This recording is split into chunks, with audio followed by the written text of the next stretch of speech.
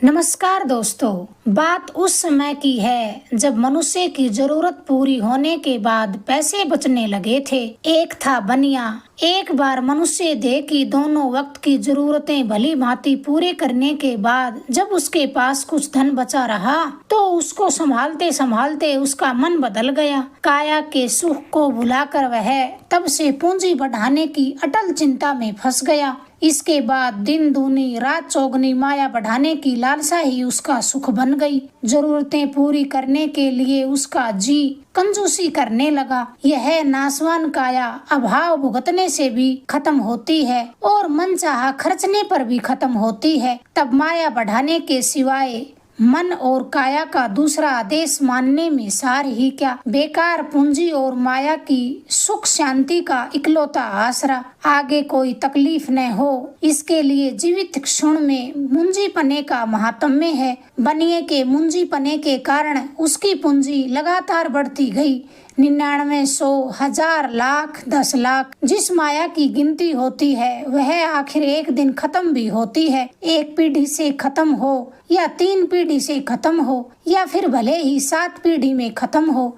इसलिए अशेष पूंजी की लालसा उस बनिए की बड़ी चिंता बन गई। जब बरसते बरसते बादलों के पानी का अंत आता है तो मनुष्य के हाथों इकट्ठा की गई पूंजी की तो औकात ही क्या। सूरज के उजाले को खत्म होते जब एक दिन लगता है तब बेचारी माया को खत्म होते कौन से बरस लगते हैं। माया तो हवा और समंदर की भांति अखूट होनी चाहिए। गले की प्यास बुझाने के लिए तो 1 लोटा या 2 लोटे या 3 लोटे पानी ही बहुत, पर तृष्णा की प्यास बुझाने योग्य तो बादलों में भी पानी नहीं है। अत्यंत माया होते हुए भी वह मायापति बनिया अच्छे से पेट भरकर रोटी भी न खाता। पहनते पहनते कपड़े गलकर खुद ही गायब न हो जाते तब तक वह कपड़ों को न उतारता। पगड़ी पर पैबंद, कपड़ों पर पैबंद, जूतियों पर पैबंद। वह चलता उतनी देर नंगे पैर और उधड़े बदन रहता। नंगा होने पर थोड़ी बहुत लाज आती थी। जगता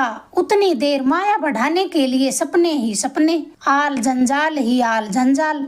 लक्ष्मी की कृपा और भाग्य अनुकूल हो गया तो माया जुड़ते क्या देर लगती है। सो देखते देखते उसके पास माया के भंडार भर गए। वह मायापति जबरदस्त विवेकी भी था। बिना खर्च ही उसको राम जाने कैसे इस बात का इल्म हो गया कि माया को जोड़ने के मुकाबले खर्च करने में बहुत कम वक्त लगता है। जोड़ने का जुगाड़ न बैठने पर माया जोड़ना बस की बात नहीं, पर खर्चने के लिए जुगाड़ की जरा भी जरूरत नहीं पड़ती। हरदम माया की रट और माया की माला। एक बार संयोग की बात ऐसी बनी कि उस गांव में एक पहुंचा हुआ संत आया। देश का राजा बराबर उसके चरणों में दंडवत करता। उसकी वाणी से वचन निकले सो सिद्ध, मानो साक्षात भगवान का अवतार हो। अंधों को आंखें, बहरों को कान, अपाहिजों को पैर, बांझों को आशा, निपुतों को पूत, अभागों को भाग्य, पुरता जो ही पुरता। गांव में पैर रखने से पहले ही उसके दर्शनों के लिए मेला लग गया। हवा जिसका रथ, सूरज जिसका सारथी, फिर क्या अधघोष और क्या 1000 कोस।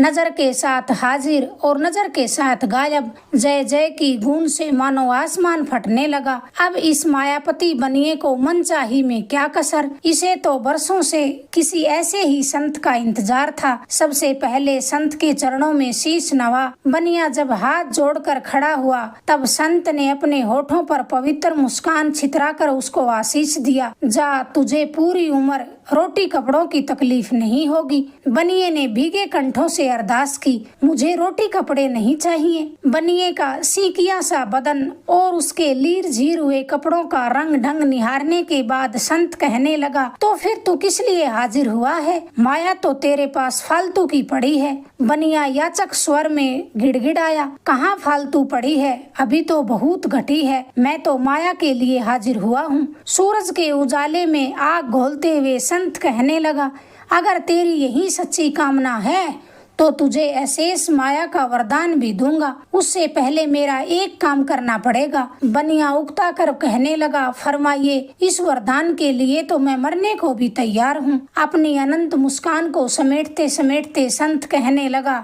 मनुष्य के बड़े भाग्य कि मरने के बाद उसके मन में एक भी लालसा शेष नहीं रहती। बनिया कहने लगा, इसमें बड़े भाग्य की क्या बात। लालसा विहीन जीवित मनुष्य भी मरे बराबर है। खैर जाने दीजिए, बहस बहस में फालतू वक्त बीतता है। आप मुझे क्या हुक्म फरमा रहे थे? मैं व्यापार के काम से खोटी हो रहा हूँ, मेरे पास इतना समय नहीं है। संत कहने लगा, पर मौत के पास तो वक्त ही वक्त है। उससे पहले तू मेरा दिया हुआ यह काम सुलटा दे। गांव के पूर्वी छोर पर 2 विधवा सास बहू का घर है। गांव के सब लोगों के अलावा वे 2 सास बहू ही मेरे दर्शन के लिए नहीं आई। तेरे बाद मैं खुद उनके दर्शन करने जाऊंगा। तू एक वक्त की भरपूर रसोई उनको संभला कर मेरे पास वापिस आ। मैं तुझे जरूर बहुत सी माया का वरदान हाथों हाथ दे दूंगा। बनिए के अंतस्त में एक साथ 1000 कमल खिल उठे। होठों के आसपास मुस्कान छितराता हुआ कहने लगा, इसी लालसा के भरोसे मैंने इतनी तकलीफें देखी हैं। अब जल्दी रसोई खिलाएं सो बात करें। बनिए के मुंह से यह बात सुनकर संत को हंसी आ गई। हंसते हंसते कहने लगा, यह रसोई तो तुझे अपने घर से ही ले जानी पड़ेगी। संत का यह आदेश सुनते ही बनिए का मुंह उतर गया। फिर खुद अचरज के स्वर में कहने लगा, मेरे घर से आपने तो शुरू से ही खर्चे की बात शुरू कर दी। संत ने फिर मुस्कुरा कर कहा, वक्त पर संकोच रखने पर काम नहीं चलता। इसलिए बनिए ने निशंक होकर कहा, 4-5 आदमियों की गवाही डालकर आपस में लिखा पढ़ी कर ले। संत कहने लगा, बावरे कैसी भोली बात करता है। मेरा तो मौन ही लिखे वैसे ज्यादा है। मन में किसी बात का शक शुभा मतला। तुझे माया का वरदान फलने पर मैं तुझे आगे कुछ बताऊंगा। इसके बाद मायापति बनिया व्यर्थ झगड़े न करके अपने घर से रसोई लेकर सीधे सास बहू के घर जा पहुंचा। सास 40 के पार उतरने लगी थी, बहू 20 की चढ़ाई कर रही थी। दुर्योग की बात की 3 महीनों के अंतराल से ही दोनों के पति मर गए थे। सास की एक बार कोख तो फली, पर बहू की कोख फलने से पहले पति प्रकृति में समा गया। भाग्य की बात, रोने से कोई लौट कर नहीं आता। फिर भी सास बहू काफी दिनों तक रोई। 4 नीम वृक्षों के बीच दोनों की एक साथ कुटिया बनी हुई थी। लिपे हुए आंगन पर मांडने मंडे हुए थे। पत्तों की छत मानो अभी मुंह से बोलेगी। माया के नाम पर एक चरखा और एक गाय। सास चरखा काटे तब बहू गाय की सेवा करे, और सास गाय की सेवा करे तब बहू चरखा काटे। ईर्ष्या का तो नाम ही न जानती थी। हवा धूप बरसात का पानी तो भगवान के सौंपे हुए हैं, वरना वे किसी घर से सुलगता कंडा भी न मांग कर लाती। करती तो मौका मिलने पर किसी की सेवा ही करती, पर खुद से कभी किसी से पानी का लोटा भरने के लिए नहीं कहा। न उन्हें राम से शिकवा था, न भगवान से शिकायत थी। अपनी नींद सोती, अपनी नींद जागती। न जागते लालसाओं का ताना बाना, न सोते जाल जंजाल। चरखे के साथ साथ दिन लुढ़क रहे थे। दूध से धवल दिवस और गाय के घी से उन्मान चांदनी रातें। कांसे की थाली में एक वक्त की रसोई लेकर जब बनिया कुटिया के पास पहुंचा तो दरवाजा खुला देखा। किसी को पुकारने की जरूरत ही न पड़ी।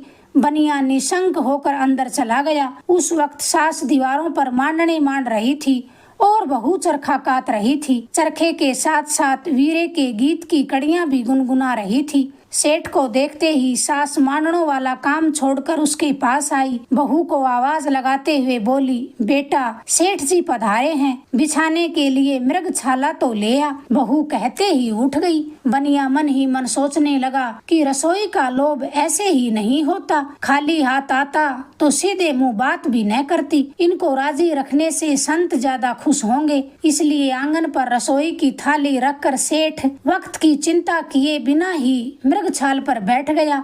तब सास हाथ जोड़कर कहने लगी, आज आपको यहाँ पधारने की फुर्सत कैसे मिली? फरमाइए, आप किस काम के लिए पधारे हैं? गरज बिना कौन किसको हाथ जोड़ता है, पर कितने ही हाथ जोड़ो। एक वक्त की रसोई को छोड़ उसके पास देने के लिए चोटी भर भी अनाज नहीं था। मन में कुछ ऐसी ही बात सोचते हुए बनिया मुंह पर आश्चर्य प्रकट करने लगा और कहने लगा, मुझे आपके यहाँ क्या काम हो सकता है। अपने घर से एक वक्त की रसोई लाया हूँ, खुशी खुशी इसे कबूल कर ले। सास नरमाई से कहने लगी, किसी दूसरे घर के भरोसे आप यहाँ भूल से तो नहीं पधारे। श्याम के दोनों सास बहुओं का पेट भर जाए इतना आटा हमारे पास है। फिर रात के काले पर्दों पर किसने झांक कर देखा, फिर रात के काले पर्दों पर झांक कर ही किसने देखा।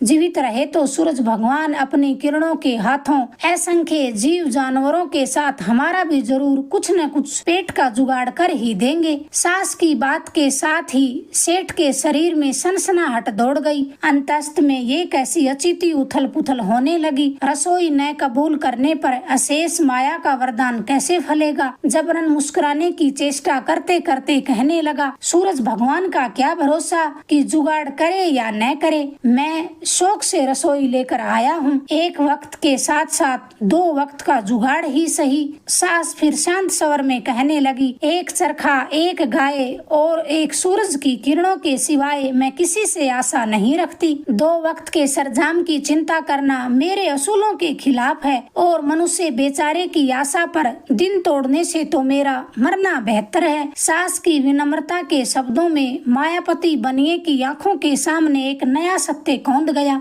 सूरज से भी अधिक तेजस्वी, अग्नि से भी अधिक प्रचंड, संतोष बिना माया की सीमा कभी नहीं आती। जरूरत के बाद बची हुई माया घर के कूड़े करकट के समान है। अशेष माया का वरदान तो सास बहू के कदमों में बिछा हुआ है। इतने दिन सरवता एक अर्थ इस ना कुछ माया के पीछे भागता रहा। बीते हुए वक्त के नुकसान की वापस में कैसे भरपाई हो। सास की सुख शांति के आगे बेचारी माया का यह दारिद्र्य 1000 बार पानी भरता है। ठेठ कदमों तक उतर आया।